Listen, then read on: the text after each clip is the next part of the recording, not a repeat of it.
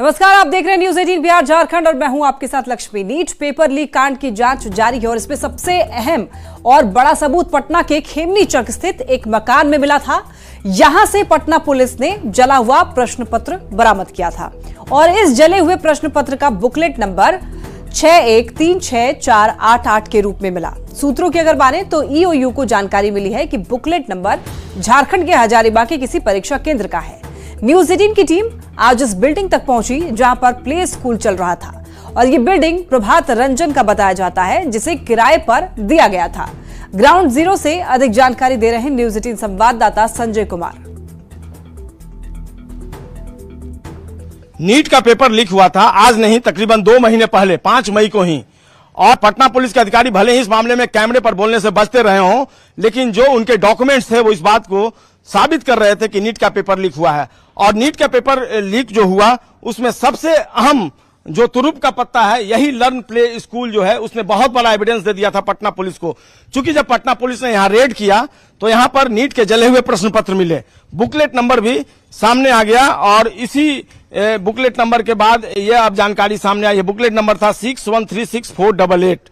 जो यहां पर 20 से 25 एग्जामिनी थे, परीक्षार्थी थे, वो इकट्ठे हुए थे, उनको उत्तर पत्र जो है, आंसर शीट जो है रटवाया गया था। और यहीं पर जब पुलिस ने रेड किया तो जले हुए प्रश्न पत्र मिले। इसको लेकर पटना पुलिस ने लगातार कार्रवाई की, 13 लोग गिरफ्तार किए गए, अहम सबूत हाथ लगे। उसी समय क्लियर था कि पेपर जो है वो आउट है। लगातार जो अधिकारी है वो पूछते रहे इस पूरे मामले में। जो नीट एग्जाम कंडक्ट करने वाली एजेंसी है उसे जानकारी लेते रहे एनटीए से, लेकिन एनटीए ने कुछ भी बोलने से मना कर दिया। 3 बार रिमाइंडर दिए गए, लेकिन आखिरकार जब एनटीए ने जानकारी दी, जो सोर्स है वो बता रहे हैं कि झारखंड के हजारीबाग से पेपर लीक हुआ था और किस सेंटर से हुआ था इस बात की जानकारी ली जा रही है। तो ये जो आप स्कूल देख रहे हैं, ये जो मकान है, ये बिल्डिंग है, ये प्रभात रंजन का है, उसने किराए पे दे रखा था और यहीं पर आंसर शीट जो है रटवाया गया। चिंटू जो संजीव मुखिया इस पूरे गेम का मास्टरमाइंड है, उसका वो रिश्तेदार बताया जा रहा है, उसी के मोबाइल पर बताया जा रहा है कि आंसर शीट आया और उसने एग्जामिनी को, जो नीट के परीक्षार्थी थे, उनको आंसर शीट रटवाया और उसके बाद सभी परीक्षार्थी एग्जामिनेशन सेंटर पर चले गए एग्जाम देने के लिए। अब धीरे धीरे जो अहम कड़ी है वो खुलकर सामने आ रही है और अब निश्चित तौर पर इस पूरे मामले में अब तक की जो सारी जांच थ्योरी है उसका केंद्र बिंदु यही स्कूल है, यही विद्यालय है। बच्चों के नाम पर खोला गया था लर्न प्ले स्कूल, लेकिन इसमें क्या हो रहा था ये आसानी से समझा जा सकता है। तो अब तक जांच का केंद्र बिंदु यही स्कूल रहा, सारे सबूत यहीं से मिले, जले हुए प्रश्न पत्र यहीं से मिले और इसी के दम पर आज इकोनॉमिक ऑफेंस यूनिट कह रही है कि पेपर लीक हुआ था, पटना पुलिस कह रही है कि पेपर लीक हुआ था और जांच अब धीरे धीरे अपने मुकाम पर पहुंच रही है। और देखना होगा आने वाले दिनों में जो 13 लोग गिरफ्तार किए गए, बाकी के लोग जो एब्सकॉन्ड कर रहे हैं, उनकी गिरफ्तारी कब तक हो पाती है और नीट मामले का किस तरीके से पटाक्षेप होता है जो पेपर लीक कांड के रूप में उभर कर सामने आया है। कैमरा पर्सन अमित के साथ Sanjay Kumar, news 18 Patna. NEET paper leak मामले में पटना से गिरफ्तार अमित आनंद का घर खगड़िया के चौथम थाना क्षेत्र के सोनवर्षा गांव में है। उनका पूरा परिवार शहर के चित्रगुप्त नगर में अपना मकान बनाकर रहता है और अमित आनंद की मां का नाम चंदन कुमारी है। वो जेडीयू में खगड़िया जिला उपाध्यक्ष के पद पर हैं। अमित आनंद अपने नाना के घर मुंगेर में रहकर के पढ़ाई करता था। जब न्यूज 18 की टीम अमित आनंद के घर पहुंची तो घर से कोई बाहर नहीं निकला और कोई बात करने के लिए भी तैयार भी नहीं हुआ। जेडीयू की ओर से कहा जा रहा है कि जो भी दोषी होंगे उन पर कड़ी कार्रवाई की जाएगी। क्या करते हैं या ना करते हैं, हमसे कोई इसकी विषय में नहीं कभी हम लोग मिले हैं, नहीं जानकारी है। और चंदन कुमारी हमारी पार्टी में जिला के उपाध्यक्ष हैं और लेकिन हम लोग की सरकार सुशासन की सरकार है, यहाँ तो एमएलए एमपी भी नहीं बचते हैं। जो दोषी होंगे तो ये तो पार्टी के उपाध्यक्ष ही हैं, जो दोषी होंगे उस पर कठोर कार्रवाई होगी।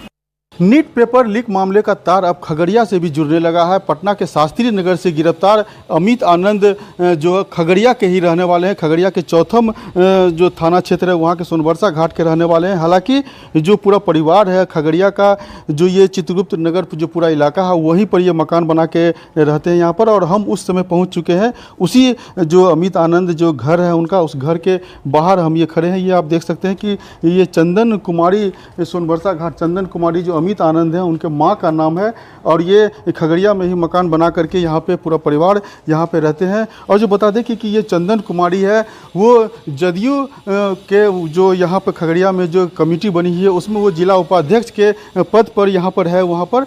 और ये अभी देख सकते हैं कि घर में हालांकि अभी तक कोई नहीं है, बार बार गेट को नॉक करने के बाद भी कोई यहाँ से नहीं निकल रहा है। और जो पता चला है कि अमित की माँ जो है वो यहाँ नहीं है, बाहर गई हुई है।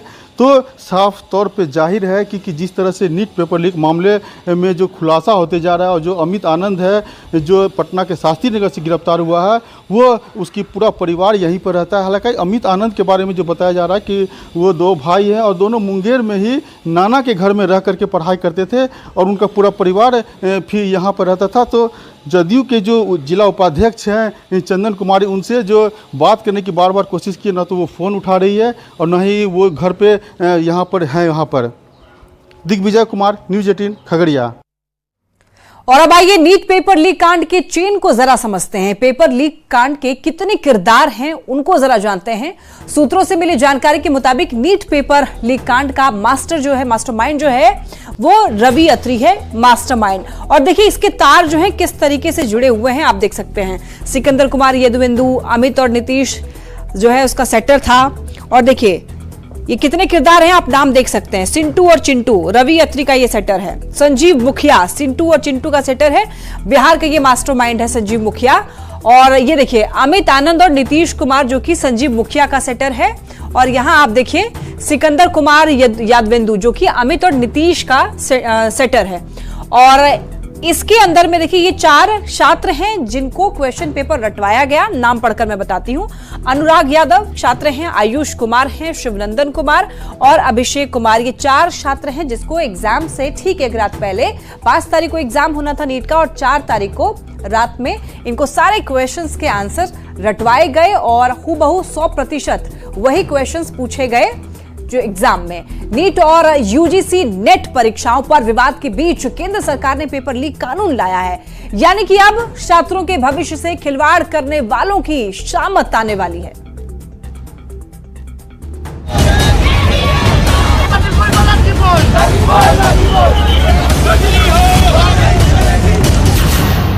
इम्तिहान से पहले पेपर लीक, परीक्षा के नाम पर छात्रों से छलावा अब आक्रोश में बदल चुका है। देश के कोने कोने में प्रदर्शन हो रहे हैं। अथक परिश्रम की अनदेखी पर गुस्सा भड़क चुका है और सवाल सिस्टम से पूछे जा रहे हैं। आखिर कब तक बच्चों के भविष्य से खिलवाड़ होता रहेगा? कब तक परीक्षा में धांधली होती रहेगी? एक तरफ छात्रों का गुस्सा है तो दूसरी तरफ सरकार को बच्चों के भविष्य की चिंता है। पेपर लीक जैसी घटनाओं पर पूरी तरह शिकंजा कसने के लिए सरकार ने बड़ा फैसला ले लिया है। सरकार ने प्रतियोगी परीक्षाओं के लिए पेपर लीक कानून का नोटिफिकेशन जारी किया है। केंद्र ने लागू किया कानून, परीक्षा में नकल रोकने पर सख्ती। पेपर लीक कानून का नोटिफिकेशन जारी। लोक परीक्षा कानून 2024 का नोटिफिकेशन। परीक्षा में अनुचित साधन के इस्तेमाल पर सख्ती। 3 से 5 साल तक की सजा का ऐलान। 10 लाख तक का जुर्माना लगाया जा सकता है। प्रतियोगी परीक्षाओं में पेपर लीक रोकने के लिए सरकार ने नया कानून लाया है जिसमें पेपर लीक और सॉल्वर गैंग जैसी गतिविधियों में शामिल लोगों के खिलाफ सख्त कार्रवाई का प्रावधान किया जाएगा। सरकार ने ऐसा प्लान तैयार किया है जिससे पेपर लीक पर पूरी तरह लगाम लगे। इसके लिए सरकार ने जो बड़े फैसले लिए हैं उसके तहत दोषियों के लिए अधिकतम 10 साल की सजा, 1 करोड़ रुपए तक के जुर्माने का प्रावधान, दूसरे कैंडिडेट के स्थान पर परीक्षा देने पर 3 से 5 साल की सजा, 10 लाख का जुर्माना भी लगाया जाएगा। किसी संस्थान का नाम आने पर बड़ी कार्रवाई, गड़बड़ी में नाम आने पर संस्था की जब्त होगी संपत्ति। पेपर लीक के खिलाफ फुल प्रूफ प्लान तैयार हो चुका है और इसने कानून का शक्ल भी ले लिया है। यानी छात्रों के भविष्य से खिलवाड़ करने वालों की शामत आनी तय है, क्योंकि सरकार ने जो प्लान तैयार किया है, जिस रणनीति के साथ पेपर लीक की घटना को रोकने का खाका तैयार किया है, अब जल्द ही उसे अमली जामा पहनाने की बारी है ताकि छात्रों के भविष्य से खिलवाड़ करने वाले गुनहगार अब बच नहीं सकेंगे। Bureau report, news 18। आज नीट पेपर लीक मामले में यूयू की ओर से शिक्षा मंत्रालय को रिपोर्ट सौंपी जा सकती है और इस रिपोर्ट में क्या कुछ है जानकारी दे रहे हैं दिल्ली से न्यूज़ 18 संवाददाता सुशील पांडे।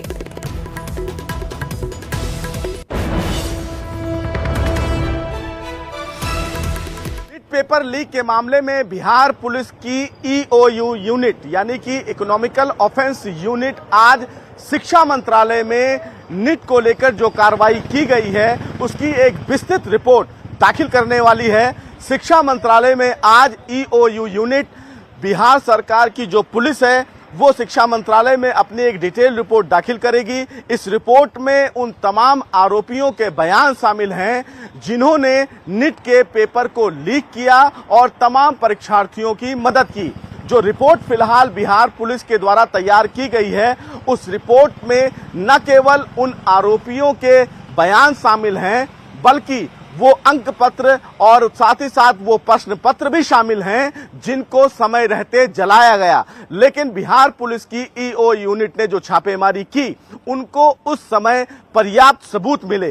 बिहार पुलिस के द्वारा जो डिटेल रिपोर्ट शिक्षा मंत्रालय में आज दाखिल की जाने वाली है उसमें बिहार पुलिस के बड़े अधिकारी शिक्षा मंत्रालय को ये बताएंगे कि किस तरह नीट के पेपर को लीक किया गया और तमाम परीक्षार्थियों को मदद पहुंचाया गया। सबसे महत्वपूर्ण बात इस मामले में यह भी है कि नीट परीक्षा के लीक के मामले में सुप्रीम कोर्ट में भी कई याचिकाएं दाखिल की गई हैं जिस पर सुप्रीम कोर्ट 8 जुलाई को सुनवाई करेगा। लेकिन बिहार पुलिस के द्वारा की गई ये कार्रवाई नीट पेपर लीक के मामले में एक बड़ा सबूत साबित हो सकती है और जिस तरह देश भर के तमाम छात्र नीट की परीक्षा को रद्द करने की मांग कर रहे हैं ऐसे में देखना बेहद अहम होगा कि बिहार पुलिस के द्वारा दाखिल की जाने वाली इस रिपोर्ट पर आने वाले दिनों में शिक्षा मंत्रालय और खुद शिक्षा मंत्री क्या कुछ अहम बड़े फैसले लेते हैं।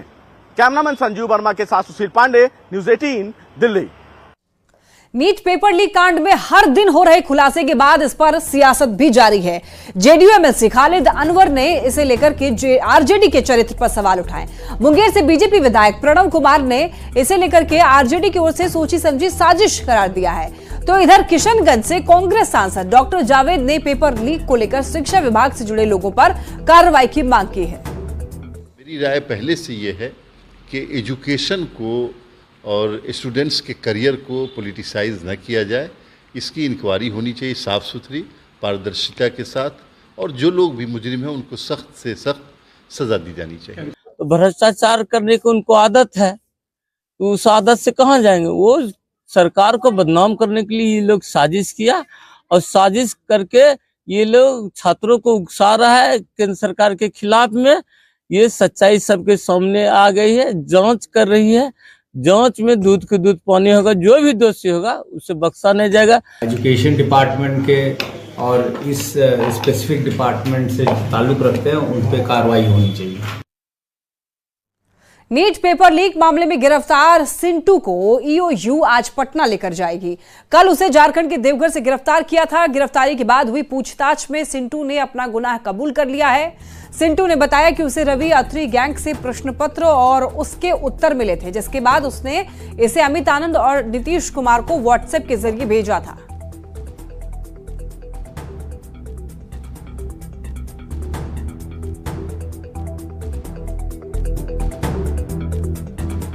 बताइए, आप अपने भाई का पक्ष रखिए, उसका नाम अगर सामने आ रहा है तो थोड़ा उसके बारे में हम जानना चाहते हैं कि क्या बनना चाहता था। हमने काफी पढ़ा उसके बारे में कि वो डॉक्टर बनना चाहता था, पैसे कमाना चाहता था।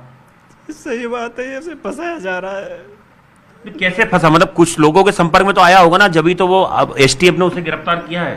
थोड़ा आप बताएंगे उसके बारे में, किन किन लोगों से संपर्क था, कहाँ आपने उसको पढ़ने भेजा, कैसे आपने उस पर खर्चा करा पढ़ाई लिखाई में? सर हम तो किसान आदमी हैं, खेती बाड़ी करते हैं, हमें इतना जानकारी नहीं है। ये है। कोटा कब गया था, किस साल में? 2000 बता रहे हैं, 7 में गया था। और कितने दिन रहा वहाँ साल भर। एक साल। क्या आप MBBS ये मेडिकल की तैयारी कर? हाँ। और उसके बाद फिर उसने पेपर भी दिया हरियाणा से? हाँ पेपर दिया था जब उनका एडमिशन हुआ था रोहतक PGI में। हाँ। तो कितने साल पढ़ाई करी वहाँ? वो तो एडमिशन अब भी है, वो फाइनल में है, वो फाइनल के पेपर देंगे भैया। अब इसमें नाम आ गया तो अब उनकी जमानत होगी, जब बाद में जाएंगे वहाँ जब पेपर देंगे लास्ट ईयर के। और यहाँ जेवर से कहाँ तक की पढ़ाई करी है? इंटर कर रखी है थोड़े स्कूल से। तो अच्छे नंबर आए थे? हाँ, हम तीनों भाइयों ने यहीं थोड़े स्कूल से कर रखी है इंटर। हाँ। तो आपको लगता नहीं कि आपके एक भाई आर्मी में हैं, वो देश की सेवा में लगे हुए हैं, आप किसानी करते हैं, और आपके ये जो एक भाई हैं वो इस तरह के लोगों के संपर्क में आ गए जो गिरोह चलाते हैं पेपर लीक करने का, सॉल्व कराने का, कितने लाख बच्चों के भविष्य के साथ खिलवाड़ हुआ है? सर ऐसा कुछ नहीं है, उसे फंसाया जा रहा है, ऐसा कुछ नहीं है उनके साथ। जबरदस्ती को फंसाया। किन लोगों ने फंसाया आपको लग रहा है पिताजी? ये जो ये तो हम जानते नहीं, हमें क्या पता कौन है उसके संग, कौन है कौन ना। अच्छा, ये भी एक खबरें चल रही है कि बहुत करोड़ों रुपए कमाए रवि अत्री ने। हमारा घर देख लो, पहले तो फूटा फाटा घर पड़ा है हमारा। हम खेत कर रहे हैं, और पैसे होते तो हम गाड़ी में न डोलते, खेत नहीं होता हम पर। ये पटना के ज्ञान भवन में आम महोत्सव का आयोजन किया गया, जिसमें तरह तरह के आमों की प्रदर्शनी भी लगाई गई थी। इस आम महोत्सव का जायजा लेने मुख्यमंत्री नीतीश कुमार, मंत्री विजय चौधरी और कृषि मंत्री मंगल पांडे पहुंचे। इस दौरान सीएम नीतीश कुमार एक एक करके आमों का जायजा लिया और सीएम ने लोगों को आम का पेड़ लगाने के लिए प्रोत्साहित करने के निर्देश भी दिए। आम महोत्सव को लेकर कृषि मंत्री मंगल पांडे ने बताया कि इस तरह के आयोजन से लोगों में जागरूकता फैलती है।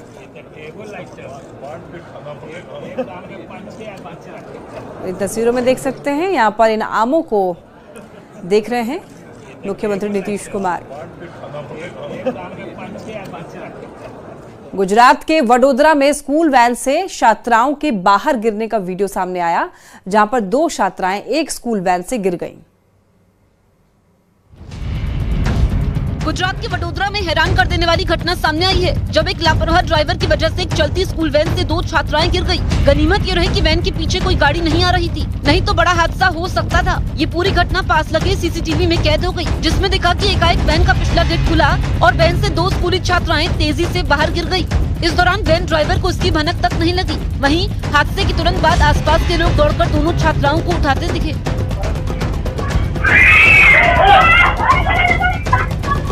मामला 19 जून का बताया जा रहा है। घटना के बाद पुलिस ने वैन ड्राइवर को गिरफ्तार कर लिया। आरोपी ड्राइवर ने बताया कि वैन में बैठी किसी बच्ची ने दरवाजा खोल दिया था, जिसकी वजह से घटना घटी। वहीं पुलिस पूरे मामले की जांच में जुटी है। गुजरात के शिक्षा मंत्री ने भी इस घटना पर संज्ञान लिया है। उन्होंने अभिभावकों और वैन चालकों से सतर्कता बरतने की अपील की। अमेरिकी राज्य न्यू जर्सी की राजधानी ट्रेंटन में करीब 100 साल पुरानी एक 9 मंजिला बिल्डिंग को बम धमाके में गिरा दिया गया। दरअसल ये बिल्डिंग एक थर्मल पावर प्लांट थी, जिसमें करीब 1 सदी तक बिजली पैदा की गई। 2022 में इस बिल्डिंग को बंद कर दिया गया।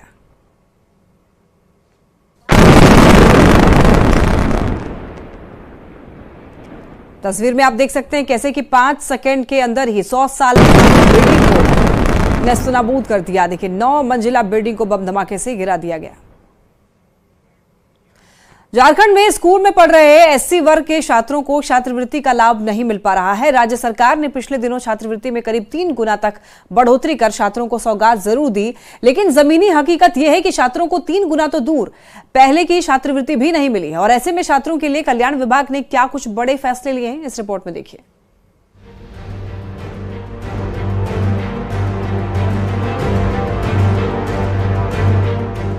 झारखंड में स्कूली छात्र मायूस हैं, क्योंकि छात्रों को स्कॉलरशिप की राशि नहीं मिली है। लंबे समय के बाद प्रदेश सरकार ने स्कॉलरशिप की राशि में 3 गुना बढ़ोतरी की, लेकिन छात्रों को इस स्कॉलरशिप का लाभ ही नहीं मिला।